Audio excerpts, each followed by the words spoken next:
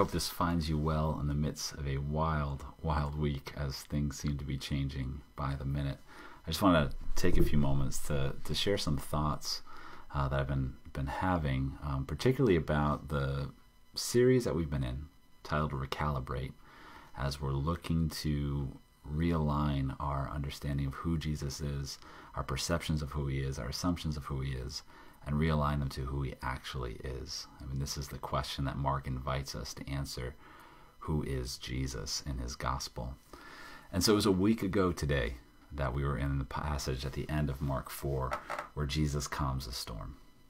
Seems pretty appropriate for where we find ourselves right now. And we were talking about some of the things that we were observing in the passage, some of the things that we didn't see before or, didn't remember. For example, I didn't know there were other boats with them, right? It said that Jesus got in the boat and there were other boats with them. And how Jesus kind of reveals more of who he is to the disciples who had a very restricted or minimal understanding of who their friend was. So they're out at night in the middle of the Sea of Galilee when suddenly this windstorm comes up and the waves are breaking into the boat, it says, and Jesus is asleep at the stern. And so the disciples, scared, go to him and wake him up. Say, don't you care that we're dying? Don't you care that we're perishing? And I think, assuming that, hey, listen, jump in, help us bail out, row, help us. But Jesus doesn't meet their expectations. Instead, gets up and rebukes the wind and the waves. His peace, be still. And suddenly the wind and the waves stop, and the disciples, with a different fear that they had before, look at each other and say, who is this guy that can command the wind and the waves to be still? And so one of the questions that we were talking about was what was the purpose of this? Why did Jesus direct them to the other side of the Sea of Galilee? And we were saying how in Mark, his passages, the things that he talks about, he puts together on purpose. So this part about Jesus calming the storm comes after a day of teaching, and it says he was teaching in parables, teaching about the kingdom of God, saying the kingdom of God is like seed scattered on the ground, that the kingdom of God is like a mustard seed. And so at the end of the day, he decides that we're going to go in the boat and go across, and so they follow him.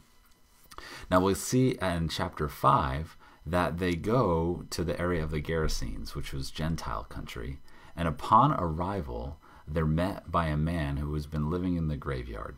He's possessed by demons, and he has an encounter with this man and frees him from his bondage to these spirits. And so he experiences the freedom, and all of a sudden then they get back in the boat and they leave. And so we're observing how Jesus did all this for one person, which is one of the things I love about Jesus and who God is, that he does this all for one person.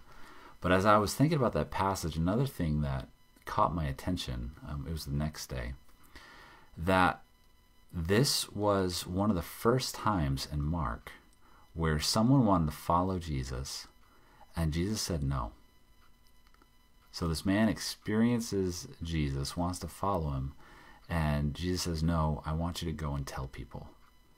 And again, this is one of the first times in Mark where Jesus is telling someone to go and tell people. Because up until this point, it was, don't tell anyone. When some of the unclean spirits would identify him as the Son of God, he would say, be quiet, don't let anybody know. When he healed people, he'd tell them, don't tell anybody. There was one man before this that he said, go present yourself to the priests, nobody else. But this was the first time in Mark where Jesus says, go and tell other people. And I was kind of caught by that and was saying, why? Why this time? Because not only was this man right, he identified Jesus as the Son of God, he also wanted to follow him. And Jesus said no. I was like, what made this guy different? And to me, one of the things that stuck out is that not only did this man see Jesus for who he was and know with his mind and declare, that he's the Son of God. He also experienced the freedom that Jesus offers. And it's those two things that I think make a difference, because it says even the demons believe and they shudder, right? They know who Jesus is, but they don't experience him for who he is. And that was one of the things that made this man different, to know him and experience him, so that Jesus said, go and tell. And so in this time of not knowing what's next, of a lot of anxiety, a lot of fear, a lot of panic, a lot of unknown, I think we're invited to experience Jesus for who he is, and specifically the peace that he offers. This idea that peace, be still, and as we experience his peace, we can be his presence of peace wherever we go. I mean, it's the smile in the crazy grocery store. It's the sense of peace in our homes, especially for the parents trying to figure out how to be a homeschool family suddenly, to experience his peace. And that's part of my prayer for each of us as we are figuring out what is next.